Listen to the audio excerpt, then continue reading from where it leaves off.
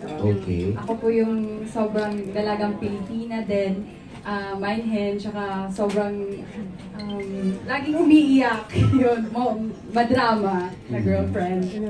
Okay. Si RK. Ako ang kuya ng ng pamilya. Kuya ako ni Pinang, ako si Mac. Paano mo nasungkit yung role? Nag-audition din po ako, tulad ng lahat. And fortunately, natanggap ako.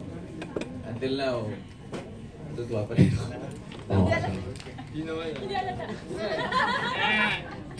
Okay, si Ives. Yes, ako po si Julian Crisostomo, bunsong kapatid ni Pina.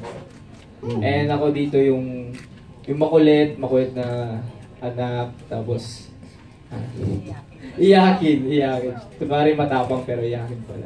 Ay mapagmahal na anak.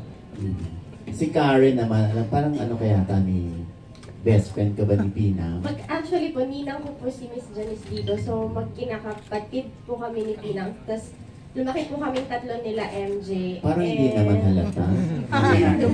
Sila lumaki, sila ako tumanda. Tapos, ayun, tapos si Miguela, ang pinakaiba niya siguro dun sa mga dating mga best friend roles ko. Si Miguela dito, medyo, mas sincere siya, tapos bata-bata siya, ganyan. Tapos, totoo nga mag-love triangle ako. Hahad lang ako sa Danrich.